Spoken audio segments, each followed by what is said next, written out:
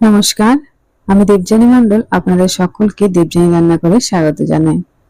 চলুন আজকে বানিয়ে নিই সুজির পায়েস। দুর্দান্ত স্বাদের এই সুজির পায়েস বানাতে খুবই অল্প সময় লাগবে এবং উপকরণ লাগবে খুবই অল্প। তাহলে চলুন রেসিপিটি শুরু করে নেওয়া যাক। এখানে কড়াই গরম হয়ে গেছে, তার মধ্যে সামান্য পরিমাণে ঘি দিয়ে দিচ্ছি। এবার ঘিটা খুব ভালোভাবে মেল্ট হয়ে যাওয়ার পর দিয়ে দিচ্ছি কিছুটা পরিমাণে টুকরো করে রাখা কাজু। কাজুগুলো কালার চেঞ্জ হওয়া পর্যন্ত ভালোভাবে ভেজে নিতে হবে। দেখুন কাজুগুলো কালার চেঞ্জ হয়ে এসেছে, কাজুগুলো আমি তুলে নিয়েছি। এবার ওই ঘিয়ের মধ্যে সামান্য পরিমাণে কিশমিশ দিয়ে দিলাম। কিশমিশগুলো কিছুক্ষণের জন্য ভেজে নিলাম। এবার কিশমিশগুলো তুলে নিচ্ছি। এবার কড়াইয়ে আরো সামান্য পরিমাণে ঘি দিয়ে দিলাম। ঘি দেওয়ার পর হাফ বাটি মতন সুজি এর মধ্যে অ্যাড করলাম। লো ফ্লেমে সুজিটা সোনালী রং হওয়া পর্যন্ত ভালোভাবে ভেজে নিতে হবে। যখনই দেখবেন হালকা কালারটা চেঞ্জ হয়ে আসে তখনই গ্যাসের ফ্লেমটা অফ করে দিতে হবে। খুব বেশি সুজিটা ভাজলে চলবে না, নয়তো পায়েসের টেস্টটা ঠিক মতো আসবে না। কালার চেঞ্জ হয়ে যাওয়া পর্যন্ত সুজিটা আমি ভেজে নিলাম। এরপর এখানে আগে থেকে ফুটিয়ে রাখা দুধ এর মধ্যে অ্যাড করলাম। দুধ দিয়ে দেওয়ার পর খুব ভালোভাবে ক্রমাগত সুজিটা নাড়াচাড়া করে নিতে হবে, যাতে কোনোভাবে সুজিটা দলা পাকিয়ে না যায়। এরপর এখানে কিছুটা পরিমাণে জল অ্যাড করে দিলাম। সামান্য পরিমাণে জল দিয়েছি, আপনারা চাইলে এই জলটা নাও ব্যবহার করতে পারেন।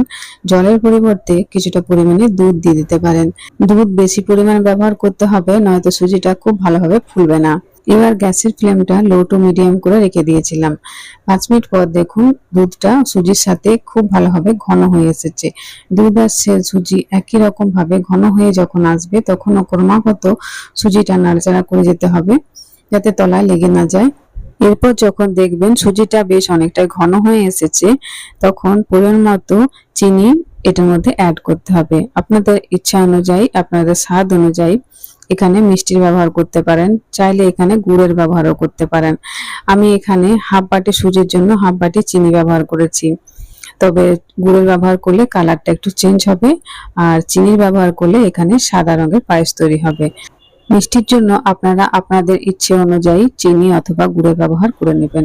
চিনির ব্যবহার করার পর সুজিটা অনেকটাই পাতলা হয়ে গিয়েছিল। বেশ কিছুক্ষণ ফুটিয়ে নেওয়ার পর আবার সুজিটা একই রকম ভাবে গাঢ় হয়ে এসেছে।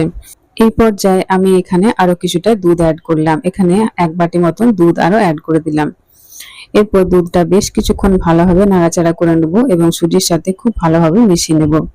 এখানে আপনারা দুধের ব্যবহার করতে না চাইলে পরিমাণ মতো জলের ব্যবহারও করতে পারেন, কারণ সুজিটা বেশ অনেকটা গাঢ় হয়ে এসেছে এবং আরো কিছুটা সময় এটা রান্না করতে হবে, তাই এখানে দুধের ব্যবহার করলাম। আপনারা চাইলে এখানে কনডেন্স মিল্ক অথবা এখানে আমুল গুঁড়ো দুধের ব্যবহার করতে পারেন। যে কোনো গুঁড়ো দুধের ব্যবহার করে নিতে পারেন এখানে। এরপর এখানে আগে থেকে যে কাজু কিশমিশ ভেজে রেখেছিলাম সেগুলো ছড়িয়ে দিলাম। আপনারা এখানে চাইলে যে কোনো ড্রাই ফ্রুটস ব্যবহার করতে পারেন, চাইলে পেস্তা দিতে পারেন। তবে আমার কাছে যেগুলো ছিল সেগুলো দিয়েই পায়েসটা বানিয়েছি। দুর্দান্ত স্বাদের এই পায়েসটা তৈরি হয়েছিল। যে কোনো অনুষ্ঠান ওকেশনে আপনারা এই পায়েসটা বানিয়ে নিতে পারেন এবং পুজোতেও এই পায়েসটা বানিয়ে নিতে পারেন। যে কোনো উপোসে যেহেতু চাল খাওয়া যায় না, সেই ক্ষেত্রে আপনারা এইভাবে সুজির পায়েস বানিয়ে খেতে পারেন। দুর্দান্ত স্বাদ হয় এই পায়েসটা। এভাবে অবশ্যই একবার বাড়িতে এই পায়েসটা ট্রাই করে দেখবেন। কথা দিচ্ছি কোনোভাবেই আপনারা নিরাশ হবেন না। একবার এই সুজিটা বানিয়ে খেলে বারবার আপনাদের বানাতে ইচ্ছে করবে। আমি এখানে এলাচের ব্যবহার করিনি, তবে চাইলে আপনারা এখানে এলাচ গুঁড়ো দিতে পারেন। যেহেতু এটা বেশ অনেকটা পরিমাণে ঘি দিয়ে ভাজা হয়েছে, তাই এখানে আর এলাচের ব্যবহার করলাম না। চাইলে আপনারা এখানে এলাচের ব্যবহার করতে পারেন। এটা আপনারা ঠান্ডা অথবা গরম যে কোনো ভাবে পরিবেশন করুন, দুর্দান্ত খেতে লাগবে।